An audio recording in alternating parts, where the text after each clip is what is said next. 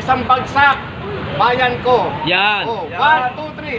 Sandali Okay. Ang bayan kong Pilipinas. 1, 2, 3. Ang bayan kong Pilipinas, lupain ng pindot bulaklak, pag-ibig sa kanyang bayan, nag-alay ng ganda at dilag, at sa kanyang beauty at ganda, dayuhan ay nahalina.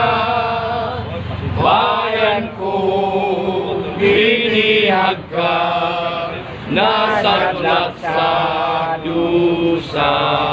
Taas Ibon mang may dayang lumipad, kulungin mo at umiiyak.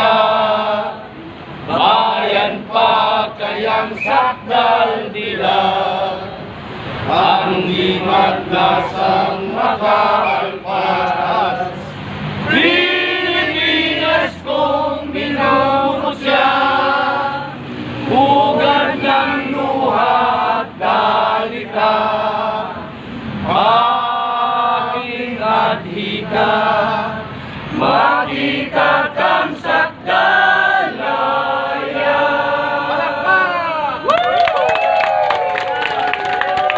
Naglinis pa ng bahay para hindi sila awayin ng asawa nila.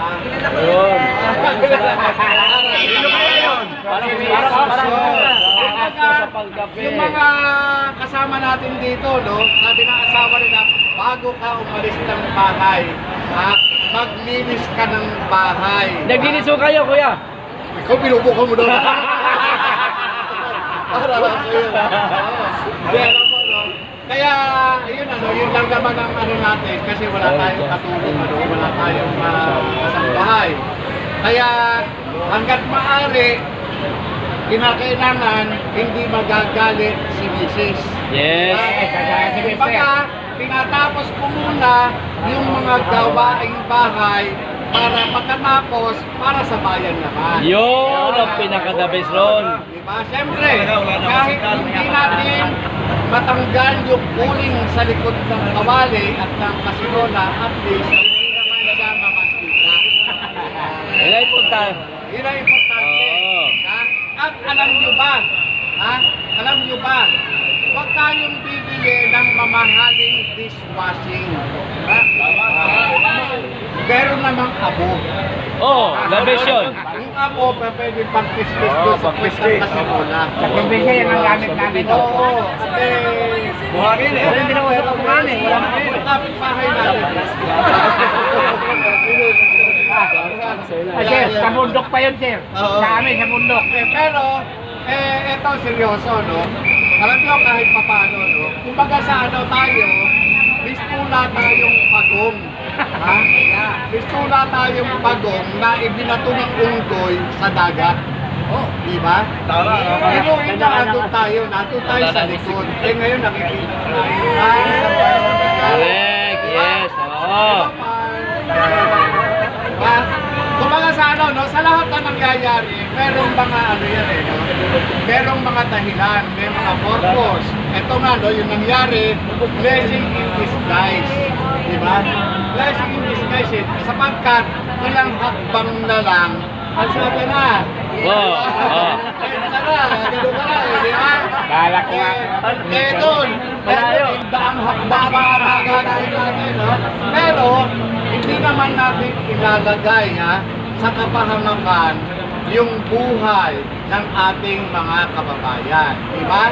Pansamantala, dito muna tayo. Bukas na siguro tayo punta ng Malacanang. Hala! Di ba? Gusto mo ba yun? Yes! Gusto mo ba yun? Yes! At, ang pangako ni Kati Binag, narinig nyo naman kagabi. Siyempre. Ano ang pangako ni Kati Binag? Hamburger! Hamburger. Cheeseburger, di ba? At pansamantala, hanggat wala si Kati Binag, si Princess Maui muna. Ayan na!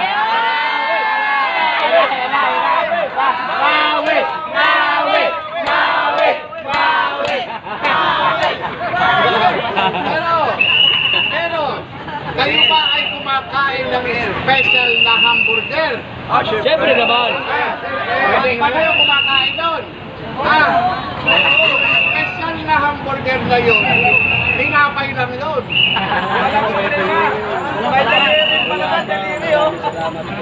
Hindi. Pero ito, seryoso. May nadadaya na yun, kumakain na ng hamburger.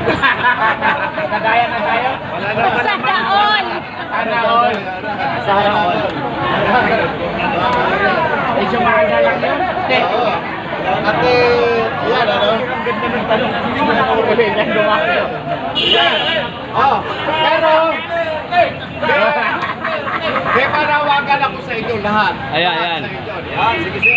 Alam kong nais ninyo na tayo ay magtagumpay. Totoo yan. Totoo yan. At inibintang sa atin na tayo ay nagpapayat ng mga hakot. Ay, no? Diba? Naku po. Ako po. Ito bang mga binibintang kayo ba? Kayo, tinatanong ko kayo. Binayaran ba kayo ng 500? Ay, sabi ko nga. At saka hindi ako tatanggap po Sir yun. GM! Ako. Sir GM! Ako, ang bayad sa akin, 600. Aba, lugi kami! Ano ba yan? Sa amin, 200 lang! Ito ganito, no? Ito ganito. Di ba? Kung mahal natin ang ating bansa at gusto natin na tayo ay magtagumpay, meron po tayong formula. Yan, okay. Ang formula po natin, bring a friend. Yan, ha? Yun. Ano po yung bring a friend ako na to? Halimbawa, isa tayo, isa ako. Dadalhin ko yung shota ko. Dadalhin ko yung kabit ko. Ako po. Dadalhin ko yung biyenan ko. Ah. Di ba? Yeah. Dalawa ang shota ko, dalawa biyenan ko. Oh. Pagka dinala ko biyenan ko, may biyenang lalaki, may biyenang lalaki. Babae. Di ba? Marami na yan. Ah. So, ilan na? Di ba? Tatlo. Ah. Di ba? Eh, may kapatid pa. Yun lang. Di ba? May kuya, may ate. Ah. So, eto, no? Eto yung formula. Bawat isa, kung makakapagdala tayo ng 10 katao, kaibigan, kapitbahay, kamag-anak, di ba? Yung 1,000, 1,000 DDS, Nga. kaya niyang magdala ng 10,000. Tama ba? Yan. Ulitin natin, ha? Sa probinsya, mga kamag-anak. Oo, pero dito, yan. Ganito po ang gagawin natin. Ha? Ito, pinapanawagan ko po sa inyo. Kung nais po nating magtagumpay, ha? Sa bawat isa sa atin, magsama lamang ng 10 katao. Kung gusto nyo, magsama kayo ng 20 katao. Piruin nyo, sa 1,000 DDS, ha? Sa 1,000 DDS, magsama ng tagsa 10. Ha? 10,000 agad yan. 10,000, hindi po biro yun. Kung 50,000 ang DDS at ganun pa rin ang formula, lalong malaki. Gusto nyo magtagumpay tayo? Yes! Ay, kunti lang pa namin gusto magtagumpay. Gusto nyo ba magtagumpay tayo? Yan. Ito po ang gagawin natin sapagkat wala po tayong pera para ipangbigay sa sino mang gustong sumama. Itong ginagawa natin ito ay kung meron tayong pera, matagal nang naitaok ang bangka. Totoo yan. Di ba?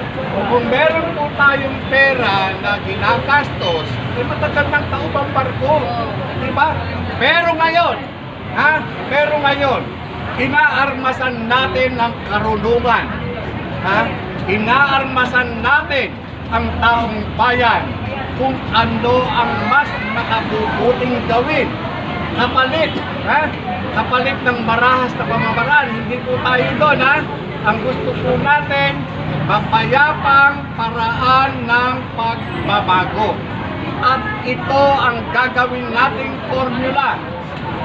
Magsasama po tayo ng tagsa-10 katao. Kung kaya natin sumagsama ng mas higit pa sa 10 katao, ay mas mapapadali po ang biyahe papunta ng Palacio de Pulpuron. Yan.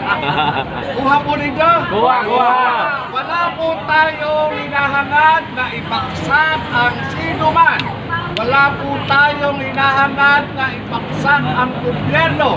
Ang hinahangad lamang po natin, mapayapang paraan ng pagbabago. Ito malinaw. Bawat isa sa atin, mula sa araw na ito, kung pwede po tayong magtawag ng ating mga mahal sa buhay. Pwede po tayong magtawag ng ating mga kaibigan. Pwede tayong magtawag ng ating mga kapitbahay. Halina, sumama na kayo para sa ating bansa. Diba? Tama na!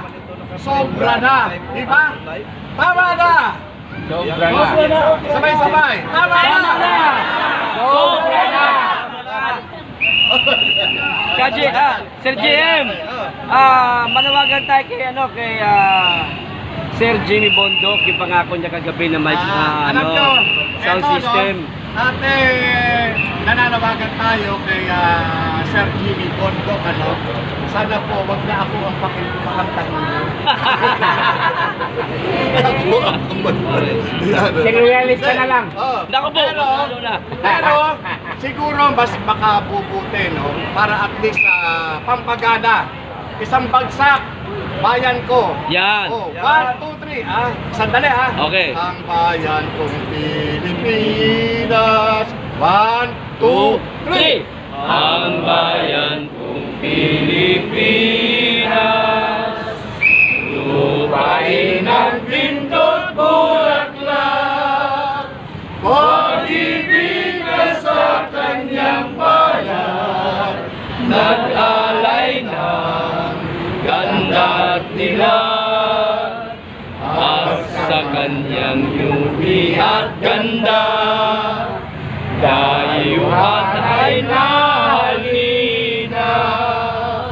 Bayan kong binihag ka, nasaklak sa dusa.